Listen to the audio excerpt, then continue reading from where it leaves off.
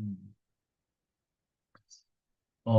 다음 주 일정부터 얘기하면 그 다음 주 화요일에는 추석 명절 당일이라 선생님이 아무래도 수업이 어려울 것 같아. 그래서 우리 줌에서 지금 면접 대비하고 있는 것은 어, 다음 주는 한 주 쉬었다가 그 다음 주에 다시 돌아올 겁니다. 사고가 없길 바라고. 그리고 지금 이 프린트를 선생님이 뽑아놓고서 그 학생들한테 나눠준다고 지금 자꾸 생각을 하고 나눠주고 있는데 혜인이 나눠줘야지 생각하고서 못 나눠주고 있어. 그리고 몇몇 친구들 지금 이 프린트를 못 받았거든. 혜인아, 너 혜인, 네, 너 이 프린트 못 받았지? 네, 음, 혹시 선생님이 까먹더라도 혜인처럼 못 받은 친구가 있으면 선생님 책상에 올려놨거든, 이렇게 뽑아가지고. 하고 났을 때 선생님이 기억하고 있다가 나눠줄 텐데 혹시 기억 못하면 하고 났을 때 받아가, 혜인아. 네. 음, 자, 우리 앞쪽에 그 두 차례를 이제 진행을 했는데 선생님 생각에는 특별한 이유가 없는 뭐 예를 들어서 내신의 직전이라든지 뭐 이럴 때를 제외하고는 음, 면접을 보러 가는 12월 달까지 계속해서 진행을 할 거야. 그래서 너희가 면접이고 면접이 너희가 될 수 있게 완전히 몸에 배게 문제 풀고 말하고 하는 것들이 평상시에 그냥 호흡하듯이 될 때까지 연습을 시키는 게 선생님 목표야. 그래서 지금도 보면은 우리 학생들이 지금 거의 조금 있으면 30명에 가까운 걸로 알고 있는데 지금 보면 13명 이렇게 뭐 들어오는 거거든. 음. 지금 반절 정도는 안 들어오 있는 거야. 너희도 들었다 안 들었다 이렇게 하는데 빠지지 말고 컨디션 안 좋다고 안 들어오지 말고 컨디션 안 좋아도 들어와서 좀 보기라도 하고 혹시 뭐 정말 학원 고충이 있다든지 해서 못 들어오는 학생은 영상 파일을 단톡방에 계속 올리고 있습니다. 그래서 어, 뭐 2배속으로라도 이 문제들을 다른 친구들은 어느 수준에서 답변을 하고 선생님이 강조하는 것들은 어떤 점을 강조하고 있는지를 잘 메모도 하고 해서 어, 너희가 결국에는 뭐 지금 상태로 면접 보면 안 되잖아. 어, 선생님 생각에 지금 당장의 면접 봐도 그냥 뭐 무난히 한 해 정도는 있지만 어, 지금 당장에 봐도 무조건 붙겠다. 뭐 이 정도까지 너희가 면접을 잘 답변을 하는 친구는 솔직히 없거든. 선생님은 뭐 하는 사람이냐면 너희 그 과거로부터 계속해서 어느 수준의 학생이 붙고 어느 수준의 학생이 떨어지는 것에 대해서 내가 가르친 학생들의 귀납적인 어떤 선을 가지고 있단 말이야. 그냥 당연히 어떻게 해서든지 너희가 그 선을 모두 넘게 한 명도 안 떨어지게 만드는 게 내 목표야. 작년에 30명 중에 2명 떨어졌어. 작년에 30명 중에 반절 한 15명 정도 이상은 B가 하나 이상 있었어. 지금 너희 상태들은 선생님이 알고 있는 한에서는 지금 어, 올 A 친구들이 압도적으로 많은데 그런 걸로 치면은 좀 나은, 좀 그래도 약간 안도를 해서 너희 만들면 되겠구나 이런 마음도 들면서 동시에 어떤 생각도 있냐면 올해 경쟁률이 실질적으로 뭐 이렇게 2대1은 넘기지 않을 것 같지만 2대1을 육박할 거고 과천외고든 경기외고든 뭐 경기외고는 아니고 안외고든 그래서 어쨌든 2대1 정도 수준이 됐을 때 훨씬 수준이 높은 수준에서 커트라인이 형성될 거고, 그러면 작년보다 더 면접을 잘 봐야 안정적으로 합격을 할 텐데, 몇몇 친구들은 스스로들 알 거야. 내가 면접에 아주 적합하게 유창하고 이 문제를 잘 푸는 사람은 못 된다라는 그런 생각들이 있는 학생들도 있을 텐데, 어, 선생님이 이번 기말고사, 중간고사 시기를 지나면, 이제 채점을 할 거야, 점수를. 지금은, 아직은 채점을 안 할 텐데, 채점을 해서 순위도 어느 정도 정하고 선생님 순위를 안 정해도 사실 니네들이 알아. 누가 잘하고 누가 못하는지는 니네도 말하는 거하고 상관없이 듣는 능력들은 다 있어서 누가 논리적으로 독창적이고 선생님이 그 지목하고 있는 여러 덕목들을 잘 소화를 해서 말하는지 야 얘는 진짜 무조건 붙을 수밖에 없겠다. 내가 면접관이라도 얘는 붙이겠다. 이런 정도는 너희들이, 너희들도 충분히 판단할 수 있어, 사실은. 야, 얘 진짜 똑똑하게 말 잘하네. 그러면 그 기준에서 스스로의 능력들을 돌이켜서 점검해야지. 나도 잘하는데 이럴 수도 있고. 아, 나는 이런 부분이 저 친구처럼 유창하지는 못하는데, 어떻게 보면 선생님의 목표는 적어도 수민국어 학원의 모든 학생들은 100%다 그 합격을 시키는 것을 전력 투구를 할 거야.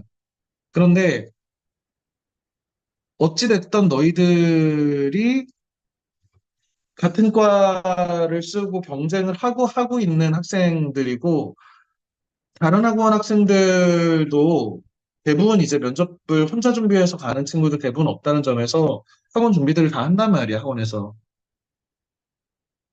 그런 점에서, 선생님 스스로도 마치 어떤 팀의 감독처럼 생각을 하고, 스포츠팀의 감독처럼 생각을 하고 있는 거고, 아직은 너희가 이론적으로나 면접 경험 자체가, 문제풀이 경험 자체가 그 몇 건이 없기 때문에 방식을 가르치는 거예요, 지금. 디테일하게 말하는 태도라든지, 뭐, 표정이라든지, 시선 처리라든지, 이런 디테일한 것들은 그 나중에 해도 되는데, 제일 중요한 건 니네가 머릿속에 든 게 있고, 말하는 어떤 방식을 익혀서, 문제풀이 방식을 익혀서 정확하게 답변을 하는 능력을 갖추는 거야. 한 달 전에 발표하는 방식이 똑같고 오늘 발표하는 방식이 똑같다면 그거는 정말 뭔가 잘못되고 있는 거지. 당연히 성장해야지. 가르치고 변화하고 아, 내가 충격을 먹고 야, 이렇게 해서 내가 안 되겠구나. 이런 좀 주의를 기울이기 바랍니다. 선생님 생각에는 올해 2대1 정도가 되면 단지 그냥 1.5대 1에서 50% 정도가 더 늘어서 2대 1이 되는구나. 이게 중요한 게 아니고 똑같이 1.5대, 그러니까 1.5대 1하고 2대 1은 완전히 달라. 왜 그러냐면 1.5대 1에 들어가는 학생들의 수준하고 2대 1에 모여있는 학생 수준은 전혀 다르거든. 왜 그러냐면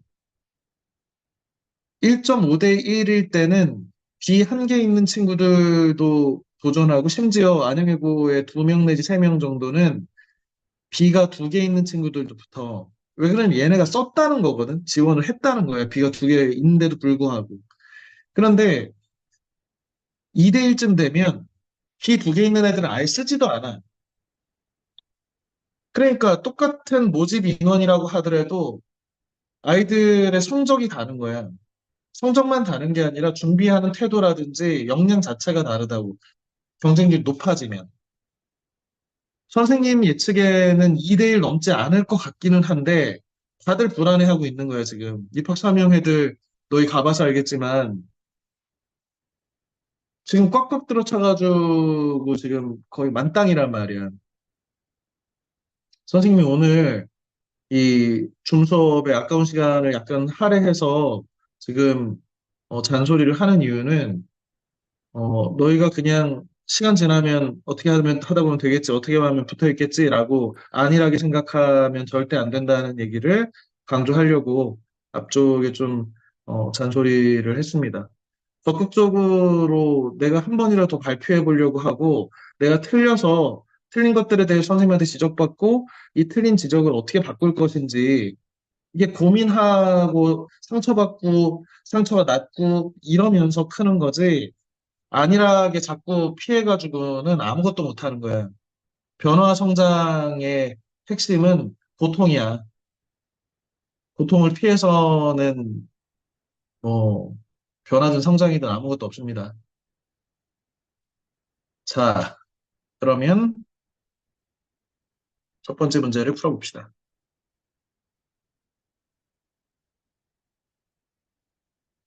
음,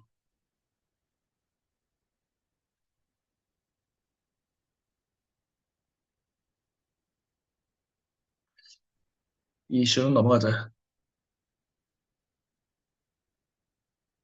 자, 이 문제부터 풀어보겠습니다.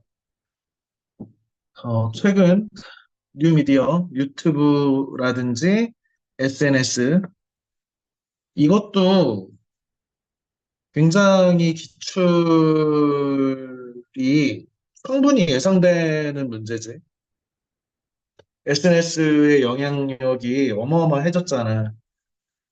이 인기가 공동체 구성원의 민주적 의사결정 참여 확대 또는 합의 도출에 기여하는지의 여부에 대해서 토론할 건데, 1안, 기여한다, 저해한다. 자, 1안과 2안 중 어느 것을 선택할 하는 것이 합당한지 설명하시오. 자, 디테일 살피라고 했고요. 예상되는 반론과 재반론. 어떻게 하면 됩니까?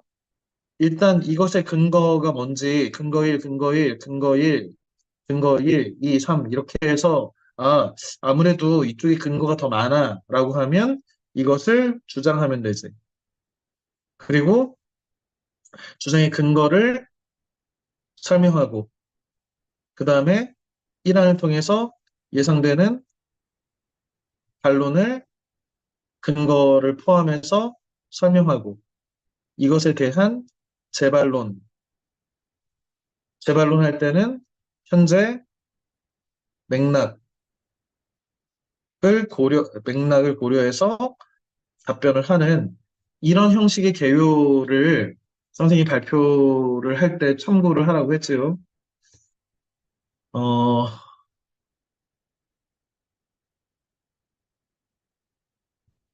누가 해볼까?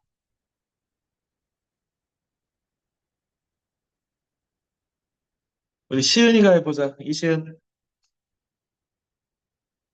네. 저는 이란이 합당하다고 생각합니다. 일단, 뉴미디어가 인기 있어진 이유는 그 안에 뭔가 새롭고 생소한 다양한 정보가 있기 때문이라고 생각합니다. 그리고 사람은 새로운 정보를 보면서 새로운 것을 습득을 합니다. 이 습득한 것이 일상생활에서 나타날 수밖에 없다고 생각을 하고, 이 솔깃한 것을 더 기억하는 사람이 민주적 의사결정을 할 때 더 써먹게 되면서 좋은 방향으로 흘러갈 수 있기 때문에 뉴미디어의 확산이 참여 확대 또는 합의 도출에 기여한다고 생각합니다.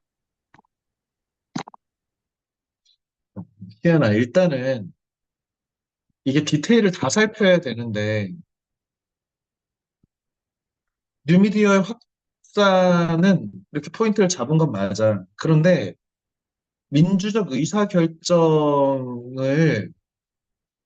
다루지 않은 것 같거든. 민주적 의사결정이 무엇인지에 대해서 고민해야지.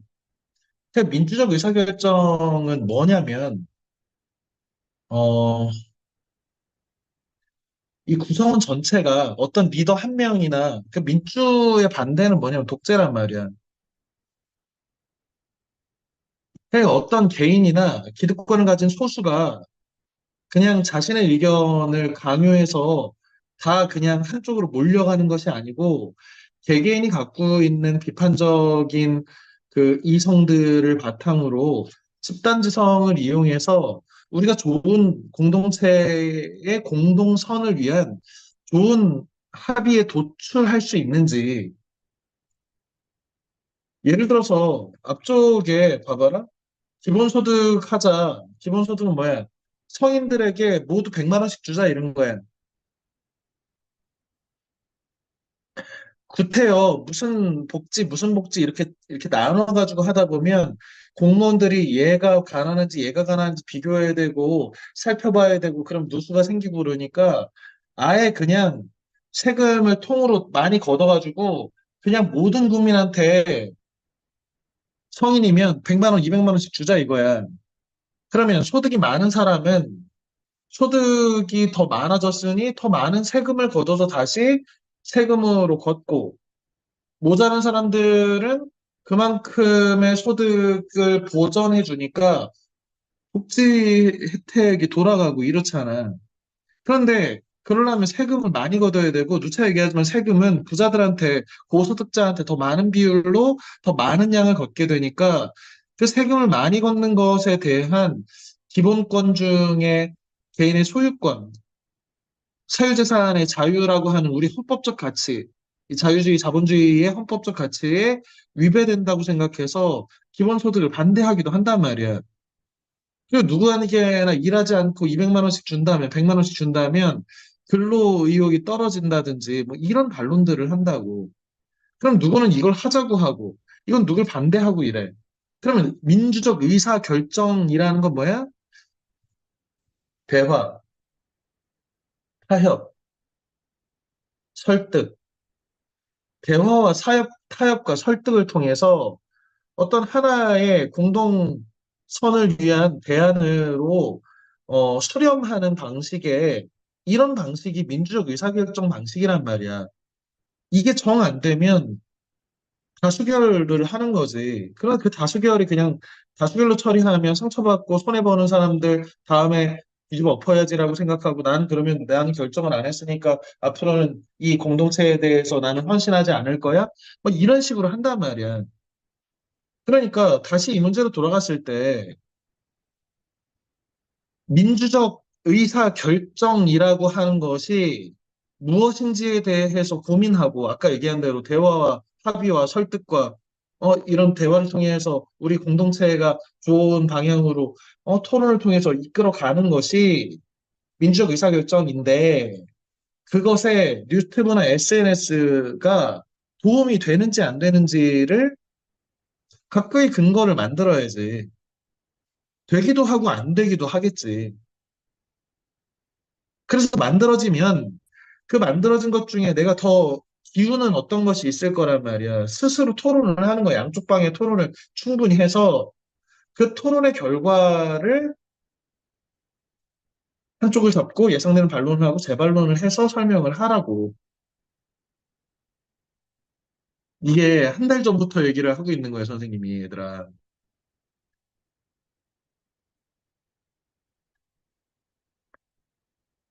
박서준, 네, 서준이가 한번 해보자. 저는 이란이 더 합당하다고 생각합니다. 이 유튜브나 SNS는 아니더라도 유튜브에서는 익명성이 보장되기 때문에 그 익명성을 바탕으로 다양한 주장을 할 수 있기 때문에 민주적 의사결정 참여를 할 수 있다고 생각합니다.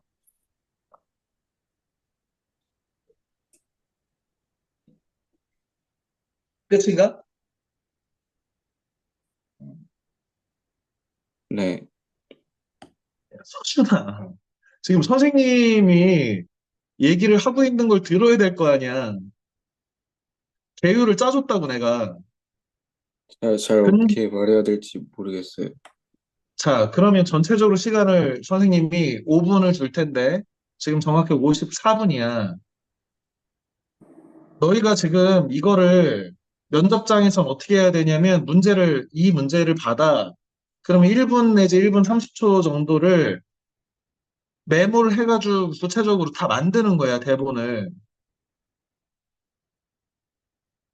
그 다음에 그걸 외워가지고 들어가지고, 들어가자마자 발표를 하는 거란 말이야.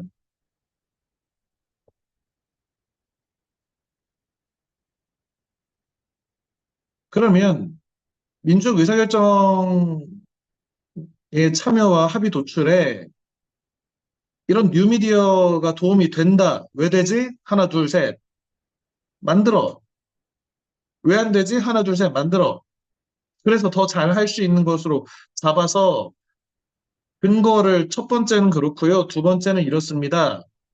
그러나 그럼에도 불구하고 이런 측면에서 반론 가능합니다. 그럼에도 불구하고 그래도 현재 이러이러한 맥락이 더 중요하기 때문에 저는 이러한 관점에서 이것이 더 옳다고 생각합니다. 이런 형식을 이게 형식이 없으면 얘들아 연습이 안 돼. 그때그때 프리스타일로 할 거야?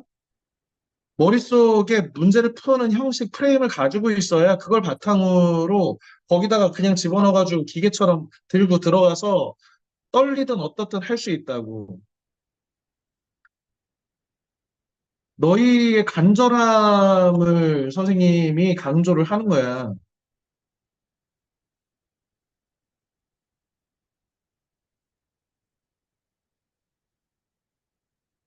그냥 어떻게 해서 뜨지, 뭐 시간 지나면 붙겠지. 이런 거는 그런 자세로 뭘 하겠냐, 우리가 지금.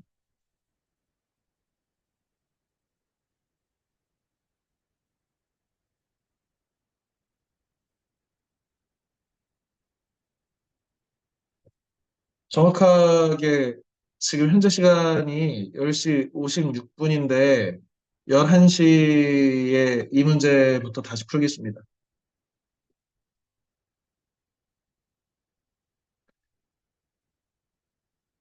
이거를 외워서 발표하는 것이 실전 면접인데 지금은 다 메모해가지고 메모지를 가지고 읽을 수도 있잖아.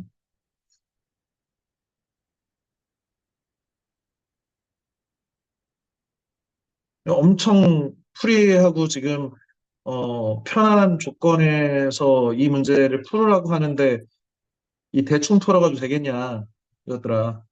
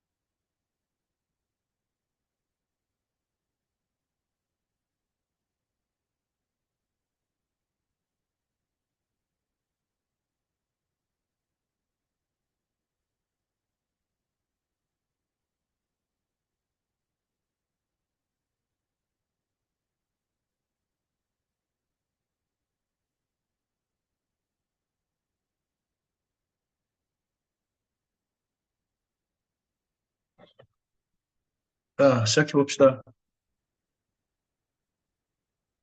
조에서, 네, 고. 저는 뉴미디어의 확산은 민주적 의사결정의 참여 확대 또는 합의 도출에 기여한다고 생각합니다. 왜냐하면 많은 사람들이 뉴미디어를 통해 새로운 정책이나 투표, 선거 등과 관련된 민주적 결정들을 더욱더 쉽고 가깝게 받아들이고 접근할 수 있기 때문입니다. 신문이나 뉴스를 통해 관련 정보를 알리는 것보단 많은 사람들이 애용하는 뉴미디어의 숏폼이나 게시물의 형식으로 올리면 더 많은 사람들이 관심을 가지고 참여율을 높일 수 있다고 생각합니다. 또한 정부나 여러 기관이 사람들에게 친숙한 뉴미디어를 통해 홍보를 하게 된다면 많은 사람들이 기존의 이런 국가기관이나 정부에게 가지고 있었던 선입견이나 거리감이 해소되고 오히려 친밀감과 친숙함이 커져 기존에 있던 선입견 등으로 정책에 참여하기를 꺼렸던 사람들이 생각을 바꿔서 더 많은 사람들이 정책에 참여할 수도 있습니다. 물론 이런 뉴미디어에 사람들이 너무 의존하게 되면 사실이 아닌 허위 정보 등에 휩쓸려 잘못된 판단을 내릴 수 있는 단점이 있기도 합니다. 하지만 이러한 단점들은 허위 정보 유출과 관련된 법 개정이나 처벌을 통해 해결될 수 있고 뉴미디어를 적극 활용함으로써 사람들 사이에서 더 높은 참여율, 긍정적인 반응과 관심을 모을 수 있기에 뉴미디어의 확산이 민주적 의사결정에 영향을 준다고 생각합니다. 이상입니다. 이상입니다. 음. 그래, 이렇게 형식 안에 들어오면 채점하는 사람 입장에서 얘가 어떤 얘기들을 하는지를 종합을 할 수 있다고 지금 선생님이 다시 얘기할 수도 있을 것 같아. 왜? 프레임을 어떻게 할 건지를 나는 가르쳤고, 너희가 그 프레임 안에서 이렇게 답변을 한 거니까. 한 명 더 해보자. 안수빈 해보자. 네, 저는 이안이 더 합당하다고 생각합니다. 뉴미디어는 지금 사람들은 온라인상에서 한 쟁점을 두고 작게 또는 크게 싸워왔습니다. 이는 뉴미디어가 화제성이 있다는 말이기도 하지만 이 화제성은 사람들을 뭉치게 하지 않았다고 생각합니다. 그 많은 쟁점들이 지금까지 하나로 합의가 도출된 경우가 없었고 그 쟁점들이 의사결정 참여 확대가 될 수 있었음에도 현재 우리는 그렇지 않습니다. 이런 문제를 해결하는 데는 너무 많은 시간이 걸릴 것이며 어쩌면 해결이 되지 못할 문제라고 생각되기도 합니다. 오히려 인터넷에서 서로를 배려하지 않으며 싸우는 일이 더 많아졌습니다. 또한 뉴미디어의 확산으로 거짓 정보가 확산되기도 합니다. 실제 우리나라에서 어떤 다리가 붕괴될 위험이 있다는 SNS상 확산에 경찰이 조사가 이루어진 바가 있었는데 이는 거짓 정보였던 사례가 있었습니다. 사람들은 사실도 아닌 정보에 대해서 논쟁을 하는 경우가 잦아졌고 이게 계속될 경우 논쟁에 거짓이 이어지며 더 큰 걷잡을 수 없는 싸움을 불러올 수 있다고 생각하기에 이 안이 더 합당하다고 생각합니다. 좋습니다. 이것과 관련해서는, 어, 선생님이 한 가지 개념을 가르치고 싶은데, 필터 버블이라는 개념이야. 문지호, 네, 지호야 필터 버블 들어봤어? 아니요. 처음 듣는 개념인가? 네, 우리 지식에 관련된 어, 미디어에서 이렇게 일종의 비눗방울처럼, 어, 원래 어떤 사람의 의견이 뭐 양극단으로, 뭐 예를 들어서 평등을 강조한다든지, 자유를 강조한다든지, 뭐 좌파든, 뭐 우파든, 뭐 이런, 뭐 그 어느 정도의 다들 이렇게 분포해 있는데, 대체로 이 분포들을 보면 중심점을 기준으로 이렇게 정규 분포의 형태를 갖게 된단 말이야. 극좌나 극우는 많지 않아. 대체로 중도적인 성향들이 많단 말이야. 그런데 필터 버블은 어떤 개념이냐면 우리 알고리즘을 사용한 그 추천 영상, 릴스라든지 유튜브 영상이나 이런 것들이나 우리가 좋아할 만한 것들을 추천해 준다고. 그러면 어떤 현상이 일어나냐면 이런 방향에서 이렇게 되는 거야. 왜? 이 사람들이 좋아하는 어떤 컨텐츠나 뉴스의 어떤 주장이나 주장 A하고 주장 B가 사실은 팽팽하게 싸울 때 아까 같은 기본소득을 합시다. 아니야, 기본소득 세금 많이 들어가지고 그 공산주의라는 거야. 라고 이렇게 싸운다면 얘네들이 어디에 모이냐면 싸우다 보면 이쪽으로 모인단 말이야. 그래서 아마 합의는 이런 데서 합의가 노출되겠지. 기본소득을 하되 순차적으로 하고 일단 저소득층을 대상으로 한 기본소득을 먼저 적용하면 어떨까? 그리고 아니면 이렇게 처음부터 많은 금액을 해보지 않고 작은 금액을 해보면 어떨까? 이런 식으로 중간에서 합의가 도출되는 게 일반적인 민주적 합의의 과정이지. 그래서 이쪽에 있는 사람도 좀 덜 속상하고 이쪽에 있는 사람도 덜 속상한 방향으로 가는 것이 민주적 합의란 말이야. 그런데 알고리즘에 자꾸 빠져 있으면 선생님도 지금 작년부터 유튜브에 그 나의 검색 기록을 제공하지 않아서 추천 영상을 안 받게 된 게 그 한 1년 정도 되는데 이유는 뭐냐면 선생님이 어떤 컨텐츠를 찾아보는 것은 필요하니까 찾아보는데 그냥 아무 생각 없이 추천된 것들을 계속 누르다 보니까 선생님이 약간 그 중앙에서 약간 벗어난 한 이 정도의 그 좌편향이 있었다면 이쪽 뉴스들, 이쪽 뭐 조선일보라든지 뭐 중앙일보라든지 뭐 이런 신문이나 이쪽은 이제 경향일보라든지 한겨레라든지 뭐 요즘은 뭐 MBC라든지 이쪽 뭐 MBC, SBS 이런 식으로 각각의 주장들이 다른 언론들이 필요한 것들을 내가 골라보는 게 아니라 어느 한쪽 측면의 주장들을 강화하게 되는 이런 현상들이 생긴단 말이야. 그러면 이 중앙에서 만나서 민주적으로 평하는 게 아니라 이제 A 파트와 B 파트로 완전히 분할돼서 중앙이 없어지는 그러면 대화와 타협이라고 하는 그리고 설득이라고 하는 대화 타협과 설득이라고 하는 민주적 의사결정이라고 하는 것이 불리하게 된단 말이야. 이 부분에 대해서 너희가 이제 그 뉴미디어의 확산이 당연히 가짜뉴스라든지 뭐 요즘 딥페이크를 이용한 여러 가지 그 뭐 가짜뉴스나 음란물이나 이런 것들도 계속 문제가 되지만 더 걱정되는 건 사실은 이 필터 버블 현상이야.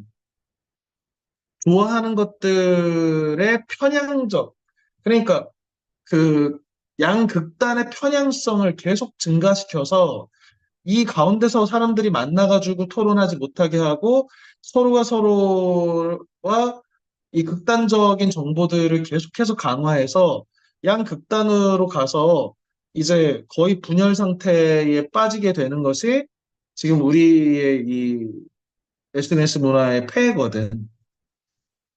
이 문제를 뉴미디어와 SNS에 관련해서 문제를 다룰 때 이 필터 버블의 문제는 반드시 기억했다가 그리고 좀 찾아봐봐.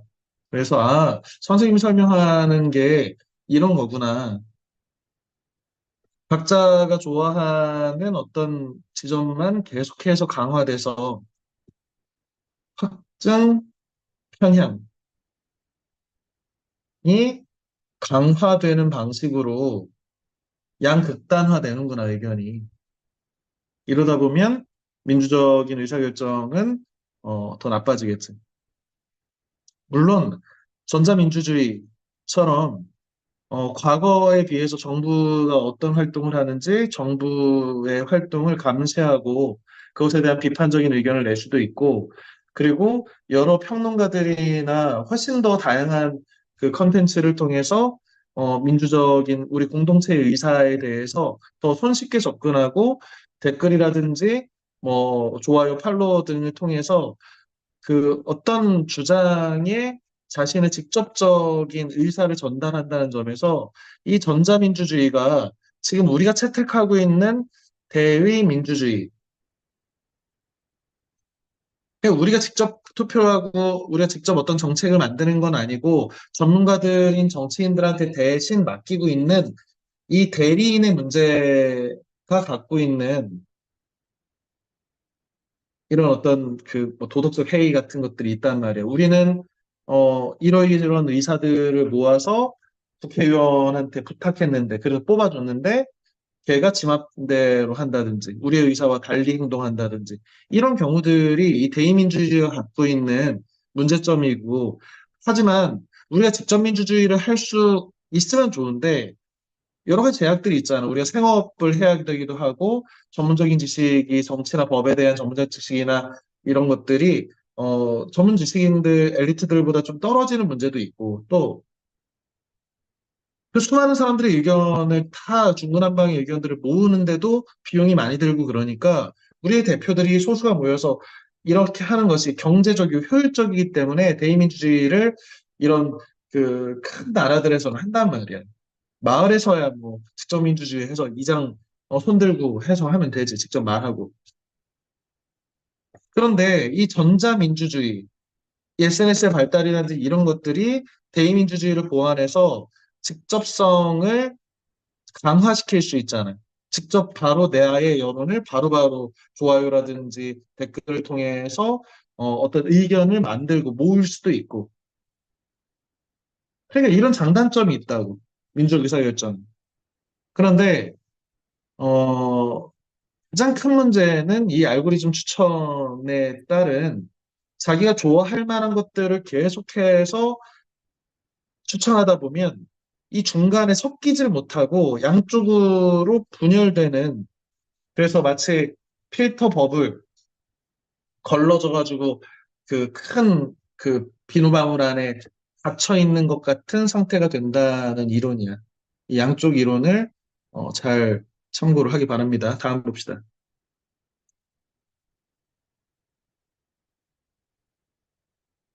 자, 노인 부양에 관한 두 견해에 대한 토론. 가족 중심이, 노인은 가족들이 부양해야 된다. 아니다. 사회가 노령층에 대해서 부양을 해야 한다. 우리 대체로 전통적 사회에서는 가족들이 어르신들을 봉양하고 하는 것이 당연한 의무처럼 느껴졌는데, 이제 우리가 복지사회가 되고 사회가 아무래도 핵가족화되고 사회 문화가 바뀌면서 복지정책으로 이게 그 노인의 부양이 사회가 요양이라든지 이런 것들을 제공해야 하는 거 아닌가. 야, 우리가 지금 이제 한 중간 정도에 껴있는 상태란 말이야.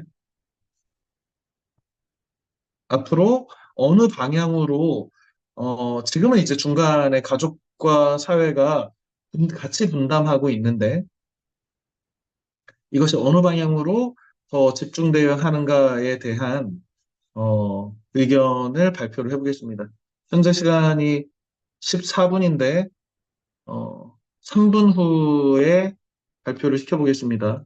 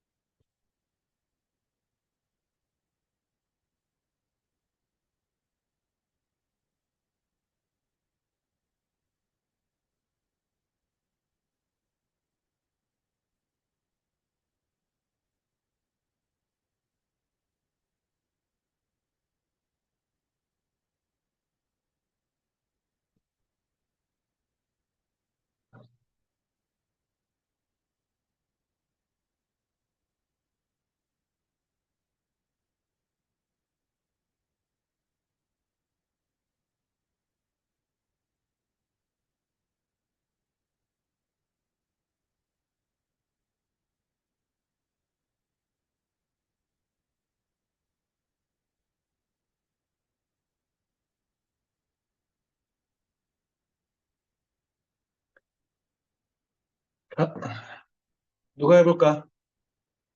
지원, 김보민 해보자. 네, 저는 노인 부양에 관해서 사회가 중심이 되어 노인을 부양해야 된다고 생각합니다. 부양의 대상이 되는 노인들과 부양을 담당하는 가족 일원들은 각자 사랑하는 가족들과 더 함께 있을 수 있다 생각하여 가족 중심이 되길 바랄 수도 있지만 오히려 요새 초고령화 사회와 수면 연장, 핵가족화로 인해 젊은 세대층이 전 세대 가족 구성원을 위한 부양으로 인해 부담을 느낄 수 있기 때문에 사회적 주도를 통해 더 자유로워질 수 있다고 생각합니다. 또한 가족이 적은 노인들이 소외되지 않을 수 있고 사회 중심의 부양 제도는 부양에 관한 서비스, 기술, 재화들이 발전하는 데 기여할 수 있어 오히려 만족도를 높일 수 있다고 생각하기 때문에 저는 사회가 중심이 되어 노인을 부양해야 된다고 생각합니다. 음, 이상입니다. 좋습니다. 일단은 그 처음에 고민이가 주장을 이제 사회 중심으로 해야 한다고 했을 때 바로 예상되는 반론부터 이렇게 얘기를 하면서 이렇게 넘어갔단 말이야. 그런데 그렇게 되면 어 이제 물론 이제 논점이 무엇인지를 밝히고 들어간다는 점에서 긍정할 수 있는데 왜 사회가 이렇게 더 부양의 중심이 돼야 하냐라고 하는 근거를 먼저 얘기하고 물론 이러이런 측면에서 가족 중심의 노인부양이 더 강화돼야 한다고 생각하는 사람이 있을 수 있습니다. 고민아, 가족 네. 중심이 돼서 노인부양을 해야 된다는 생각을 가진 사람들은 어떤 근거를 들 것 같아? 자기 가족들이니까 더 각자에 맞춰서 도움을 줄 수 있으니까. 음, 그러니까 어떤 거냐면, 그러니까 문제의 핵심을 잘 봐야 돼. 가족, 그러면 사회, 그 양극단을 한번 생각해봐. 가족 중심이냐, 사회 중심이냐. 양극단을 생각해 보면, 가족 중심이라고 하면 사회가 한 푼도 안 주는 거야. 가족들이 알아서 해라. 왜? 너의 가족이니까. 부모님한테 효도하는 거지. 너희 키웠으니까 당연히 니네 책임이야. 반대편은 가족이 한 푼도 안 되더라도 사회가 완전히 책임진다. 왜? 마찬가지로 그 나이 드신 노년층이 지금 여태까지 우리 사회의 중심이 돼서 활기차게 이끌어왔고 그들이 만들어 놓은 부와 이 현재 상태를 가지고 우리가 이어받아서 쓰고 있으니 우리도 나중에 그 세대가 될 거니까 그분들을 위해서 우리가 어, 사회적으로 보답하는 형식으로 세금을 걷어가지고 하는 거지. 그러니까 어떻게 보면 이건 개인한테 맡기는 거라면 이게 어떻게 보면 세금을 걷어가지고 사회가 책임을 지겠다는 거잖아. 그러니까 어떻게 생각하면 되냐면 지금 가족 중심이다라고 하면 국가가 돈 한 푼도 안 들이고 그냥 알아서 하라는 거야. 네. 사회가 중심이 돼야 된다는 건. 사회가 전적으로 책임지되 문제는 뭐야? 과도한 세금이 또 필요한 거지. 모든 정책에는 세금이 들어간다고 생각하면 되고, 세금 누구한테 걷는 거다라고 하면 부자한테 걷는 거야. 가난한 사람들한테는 세율 자체가 낮고, 돈 많이 버는 사람들한테는 더 많은 세금을 걷게 되거든. 그러니까 세금이 많이 필요한 어떤 일이 생길 때마다 사회의 그 상층 계층들의 부담이 증가하는 거라. 네. 어. 그리고 생각해봐라.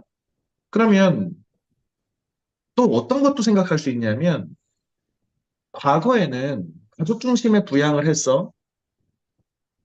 근데 지금 사회 중심의 부양으로 가고 있어.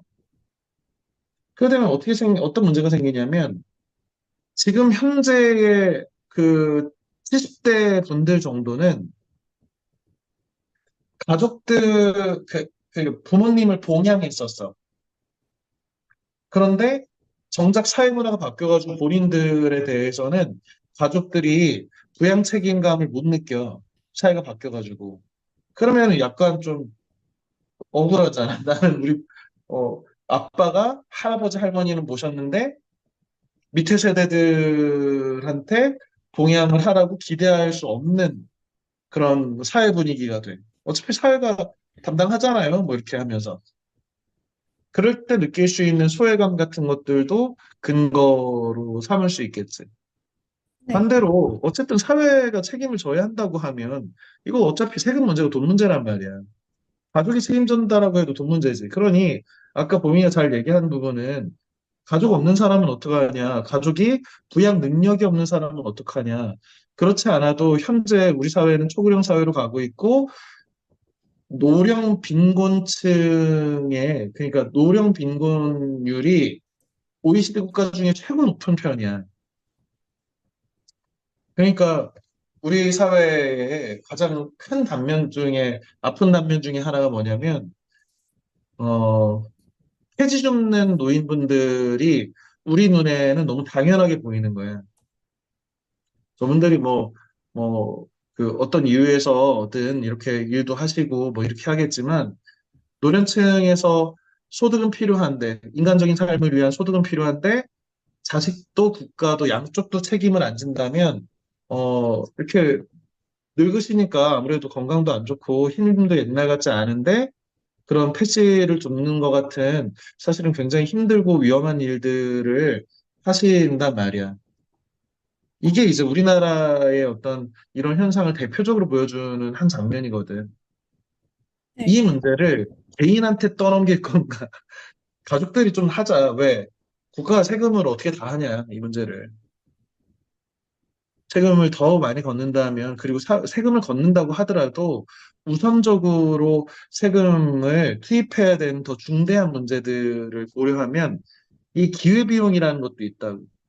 여기에 안 낼 돈을 딴데 낼 수도 있고, 아니면 딴 데 낼 걸 여기로 빼와야 되는 것도 있단 말이야. 그러니까 가족이 좀 더 과거처럼 효도의 문화라든지 이런 것들을 더 우리가 만들어내면 사회가 또 이 고령 사회나 이렇게 많아지는 이 세금 충당의 문제라든지 고령층에 대한 사회복지를 제공하기 위해 현재 청년층이나 그 생산 계층이 감당해야 되는 이런 그 사회적 부담이라든지 복지 부담이라든지 이런 것들을 좀 가족들이 함께 견뎌주면 더 좋지 않겠냐 이런 식으로 설명할 수도 있고 반대로 지금 범위가 얘기한 것처럼 가족이 없고 이런 분들에 대해서 그러면 누군 가족이 있고 누군 가족이 없고 누군 가족들이 부자고 누군 가족들이 가난해서 부양 능력이 없고 이렇게 그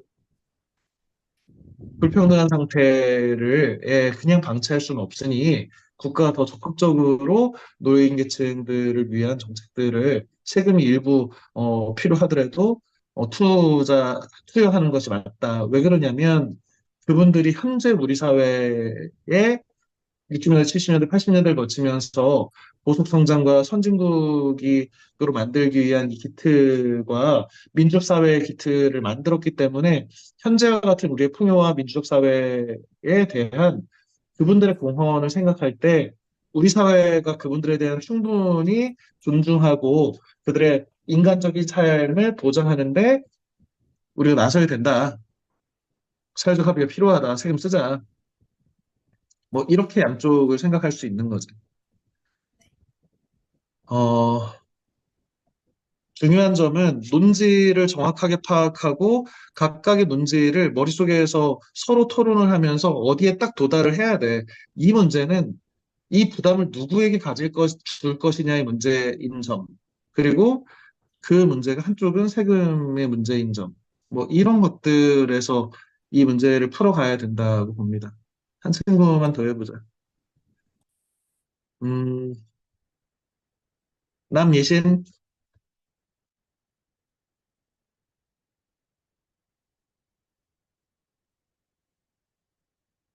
남예신,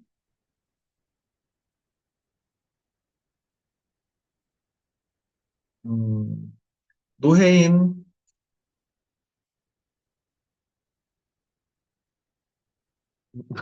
네, 혜인이가 한번 발표해 봅시다. 네. 저는 가족이 중심이 되어 노인을 부양해야 한다고 생각합니다. 왜냐하면은 그 노인도, 왜냐하면은 그 노인이 자신의 자식들과 그리고 그 손자들까지도 속한 가족은 그 노인들과 자식들 그리고 손자들이 속한 그룹이고 그들이 노인들을 책임져야 하는 게 맞다고 생각을 합니다. 혜인아, 혜인아. 그, 이게, 그래, 그 말이 맞지. 그 말이 맞는 것만 다뤄서는 안 된다고. 어, 이거는, 그, 노인 문제를 가족들이 잘 하면 좋지. 당연히, 야, 가족 안에서 잘 해결하고, 행복한, 그동안 우리 가족을 부양하시고, 가꾸시느라 애쓰셨으니, 존중하고 존경하고 사랑하는 마음으로 부양해야지. 그런 얘기가 아니잖아. 지금, 현재보다 이 부양의 책임을 어느 쪽으로 더 가져갈 것이냐야. 지금도 기초 노령연금이라는 게 있어서 선생님 알고 있기에는 한 달에 그 65세 이상의 할아버지 할머니들은 30만 원인가 아마 개인당 30만 원인가가 나올 거야.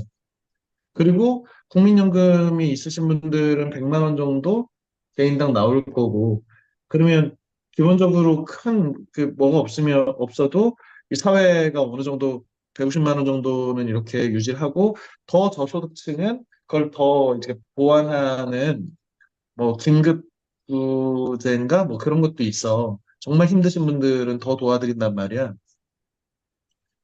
그러니까 현재도 가족이 부양하고 현재도 사회가 부양하는 거야. 양쪽이 다 맞아.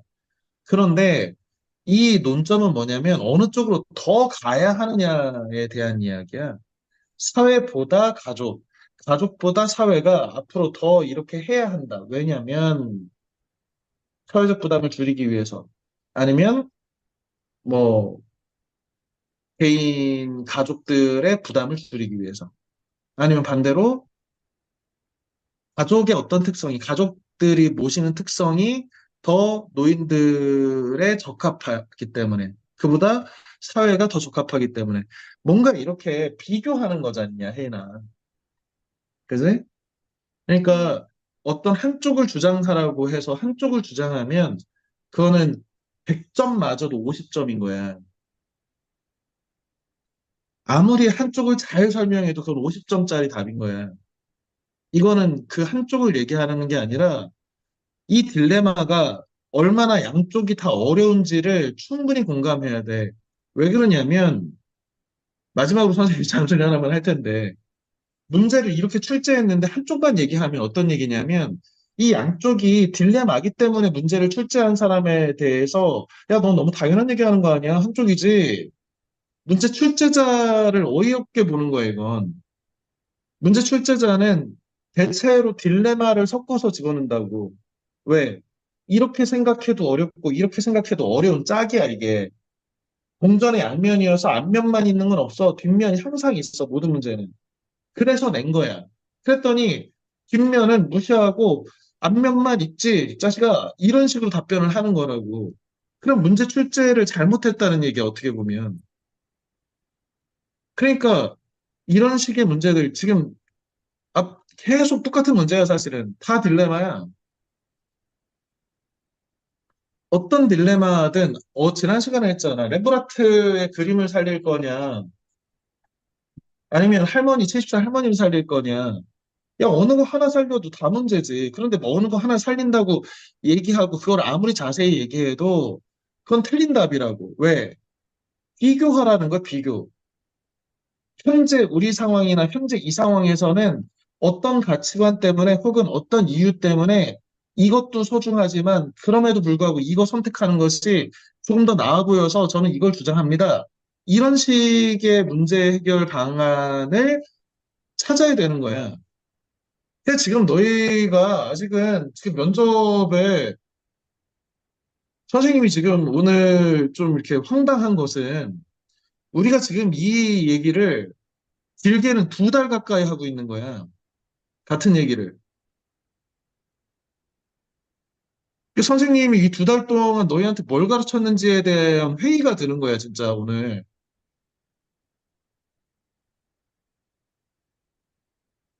이게 어떤 이론을 가르치고 이렇게 이렇게 하라고 하기 시작한 게 그 처음엔 너희가 이제 뭐 발표하는 것 자체가 떨리기도 하고 그러니 그런 것들을 고려해서 이렇게 이렇게 끌어가고 있는데 어느 순간부터는 좀 천천히 들어오겠지라고 했는데 전혀 쪼이질 않으니까 이게 그냥 중구난방으로 원래 하던 방식으로 프리스타일로 다 가는 거야. 프리스타일을 하려면 어떻게 해야 되냐면 일단 형식을 완전히 몸에 익히고 그거를 통해서 자유분방하게 가는 거야. 이게 너희가 문제를 푸는 방식도 지금 제대로 갖춰지지 않는 상태에서 그냥 선생님 질문하다가 툭 답변하고 마는 건 이 결과적으로 너희가 합격하는데 가장 큰 걸림돌이 되는 거지. 니네 그대로 지금 이 상태로 성장하지 않고 합격을 못 한다는 게 문제야. 너희가 합격을 못하면 선생님도 함께 몰락하는 게 문제고. 난 니네를 합격시키는 것이 내 직업이거든.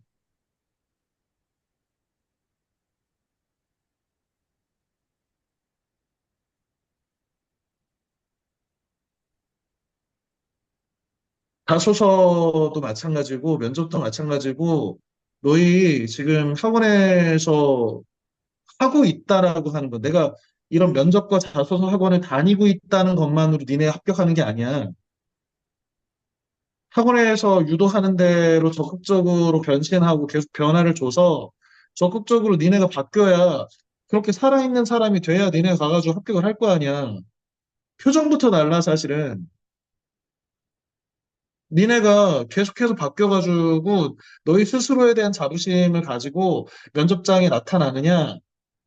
아니면 그냥 하던 대로 어떻게 하다 보니까 됐다라고 가서 앉아있는 애가 표정이 똑같겠냐고.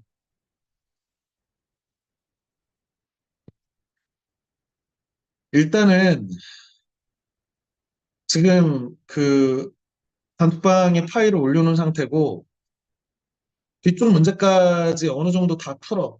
다 풀어서 다음 주에는 한 주 휴강을 할 거고 그 다음 주부터 다시 이 문제를 가지고 발표를 하고 점검을 하고 할 텐데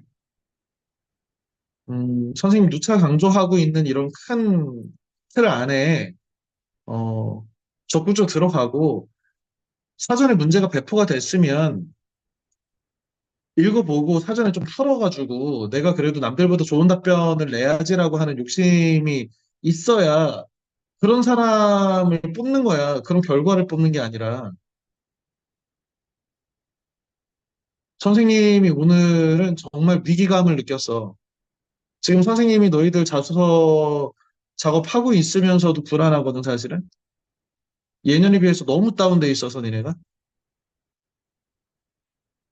아무튼 명절 연휴가 우리한테 있고 명절에 놀고 먹으라고 명절이 있는 게 아니고, 그럴 때 쉴 때 빈 공간을 만들어줬을 때 지금 수습이 안 된 것들을 수습하라고 그런 빈 공간들이 있다고 생각해. 너희 수험생이고, 선생님 같은 경우에는 수험생 담당하는 사람이잖아. 선생님 그 명절 3일 다 학원에 나가도 괜찮으니까 너희가 지금 부족한 점이 있고 선생님이 필요하면 선생님한테 요청해. 어, 적극적으로 하기 바랍니다. 오늘 수업은 여기까지 하자. 윤시장 고생했습니다. 빠이.